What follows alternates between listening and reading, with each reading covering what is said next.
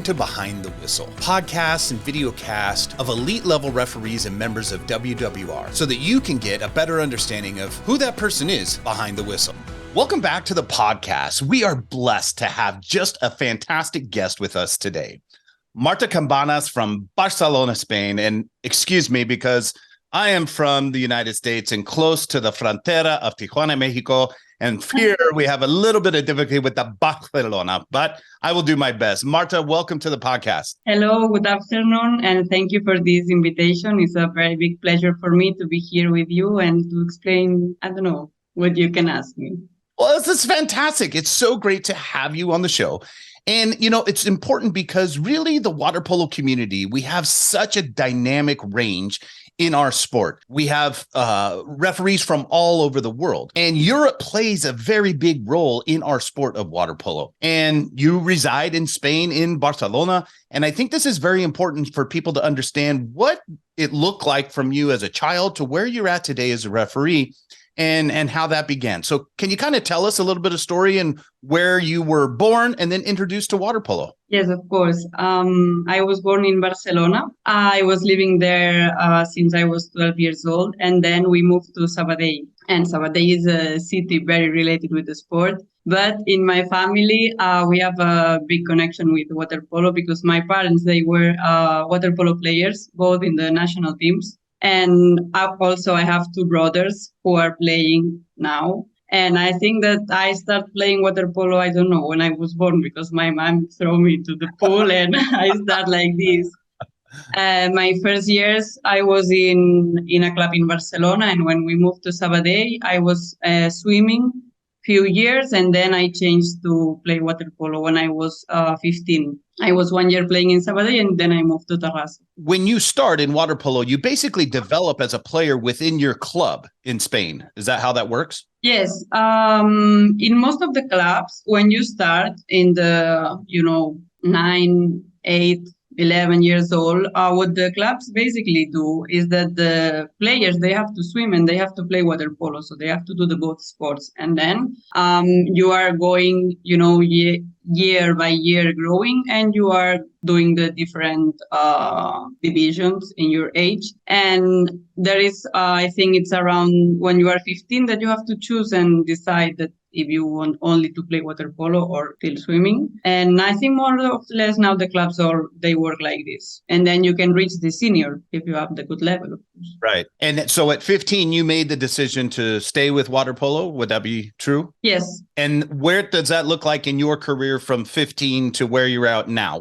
How does your progression in water polo go from there? I was playing, I was playing when I was 15 in Sabadell 1 year. Then I moved to Terrassa. I played the juniors category and I entered in the senior team. In that year, when I went to Terrassa, it was the first year that Terrassa was playing in the women first division. So the maximum division here. And I was playing 4 years with them. And then I decided to stop playing and only whistling. Okay, so that's a big change.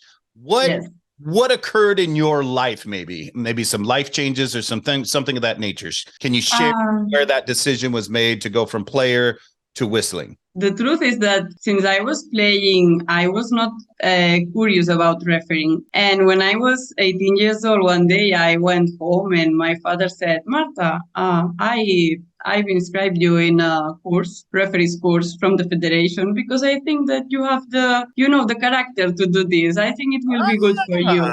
So I did the course, and in Spain, if you want to be a referee, you have to start with the regional. So for me, it was in the Catalan Federation. People from Madrid, for example, they have to start in the federation from Madrid. Yes.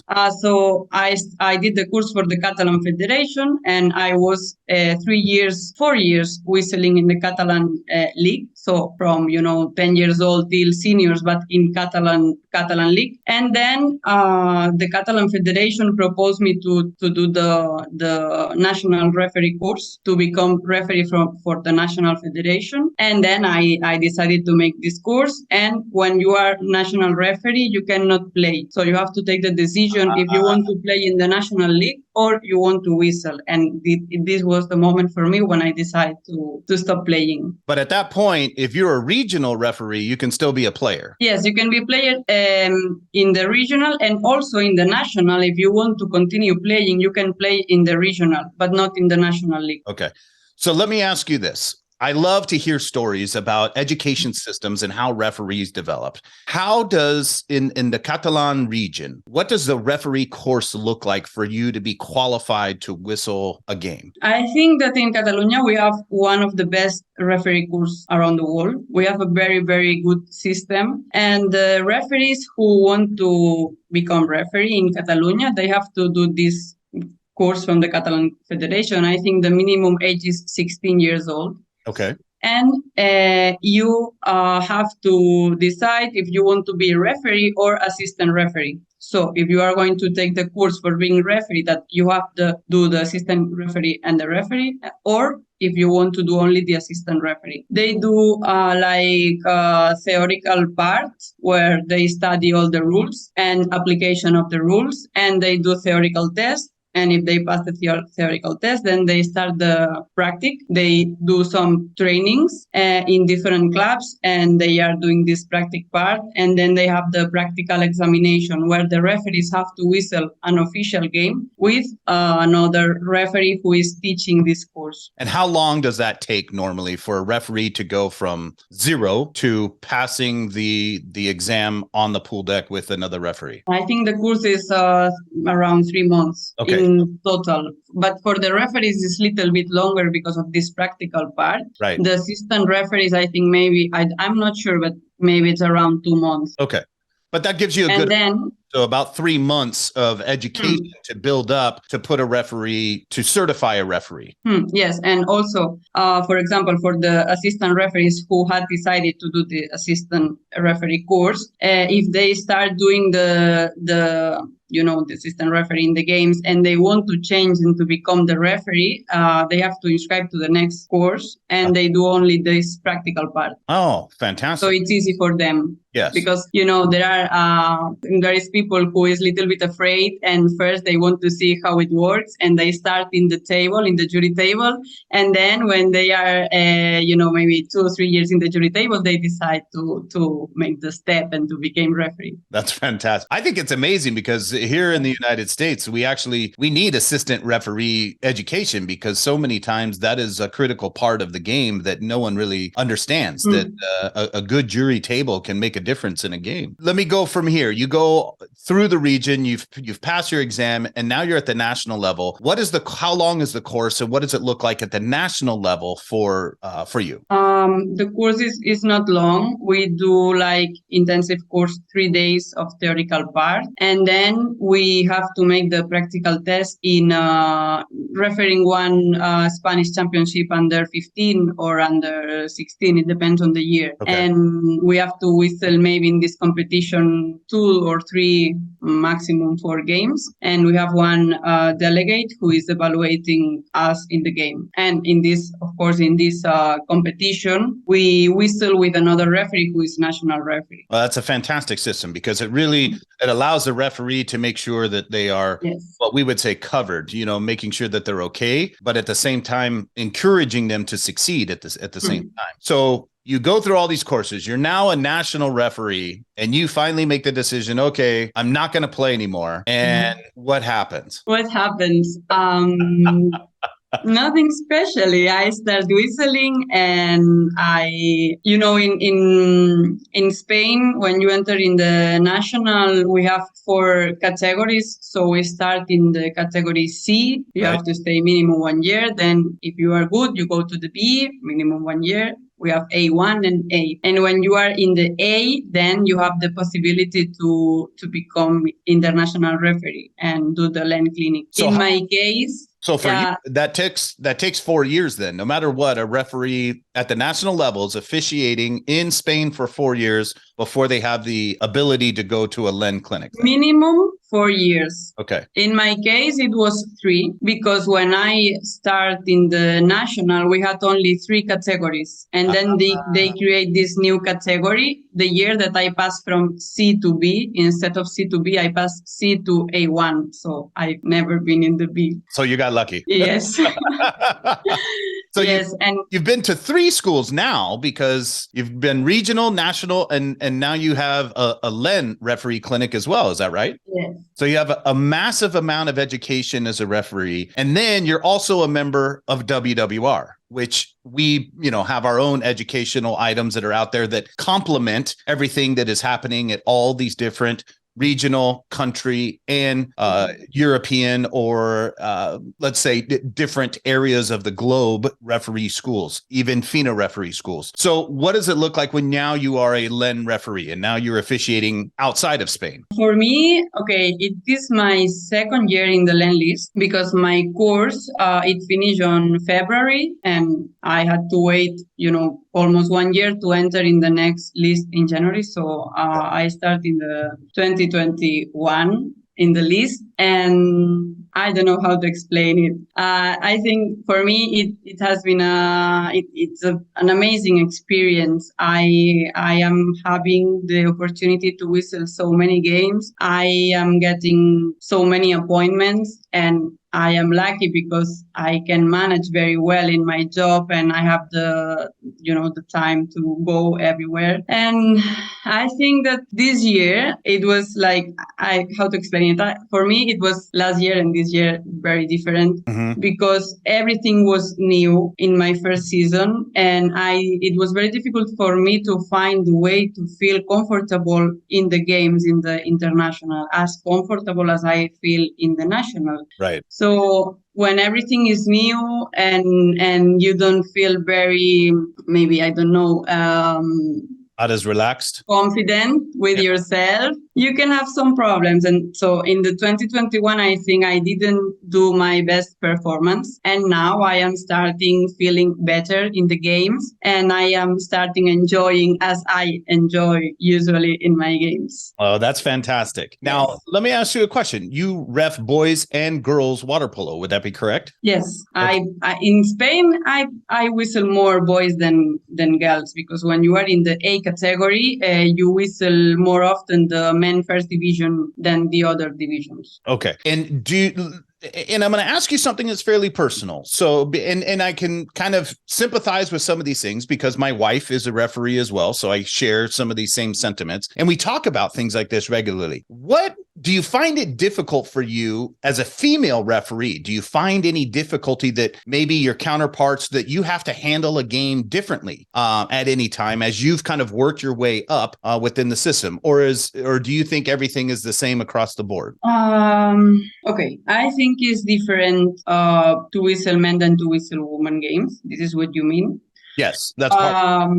But not because of the game, because of the speed. Yes. So in the men games, the things happen very fast and you have to react very fast. And I have my own theory about why for women maybe it's little bit different or little bit more difficult to whistle men games, and it's because in the last 10 years the women water polo have improved a lot. We had in the past years very slow games, and now we have very, very fast games. So water polo, if you compare the evaluation growing of, not evaluation is not the word, the improvement of the men's water polo games and women water polo games, the woman has improved more than the men. Yes. So what happened? I think that the situation is that the women who played in the past, we played with the games that were more slower than the games that we have now. So maybe because of this, we have to work more in our reaction, in our speed reaction, to can follow our one man game with the fastest play that they do now. Mm-hmm. But if you have this reaction, this possibility to react in with this speed, then there is no difference because the sport is the same. Okay, you have more contact in the woman because of the swimsuit, but it's the same rule. So for me, it doesn't matter if it's man or woman referee. If you have the speed, you are able to whistle every game. That's so true. And I exactly 100% agree with you. It just becomes recognition and your skill set as the referee. Now, let me ask you one thing to go with that. Do you have any difficulty as a female referee as you worked your way up the to become successful? Do you think that was different, or things that you struggled with that you could have done differently that you could share with other referees? So I have two things to explain about this point. Okay. In my personal opinion, in my personal experience, I grow as referee very fast because here in my local competition, they give me all the opportunities that they could give me, maybe earlier than to other people. So this, for me, has been a very, very, very big experience and very, very big opportunity to improve. And in my case, it was positive because I analyze a lot how I whistle and all the games that I do, and I work a lot on my self improvement. So it was good for me because I take the opportunity, I take the chance that they give me. And I think that I didn't make the big mess in any game. Yeah, you succeeded. They give me, yes, I succeed. They give me for the first time the men's final game in the King's Cup when I was the first year whistling the men's first division. So, and the game was good. Yes. Nothing happened. That's it. All you can ask for is an opportunity. And I tell referees this all the time, you're going to get opportunities, but if you mess up the opportunity, it's difficult to come back. And in your case, you worked very hard. You worked very hard, not only when you were on the deck whistling, but away from the pool, because you would analyze and work on your game yourself. I think I prepare myself for the games very well, and I've learned how to do it very well to be ready. And because of this, I can whistle any game. Okay, maybe ones will be easier than others, but I can do it. But it's true that this situation doesn't happen in all the competitions, and in international games, for example, I am receiving basically woman appointments that I think it's very good because the games that they are giving me, it's fantastic, but sometimes I ask to myself, because I don't know, if I will have in the future, the chance to whistle the same number of games for men than for women. Why not?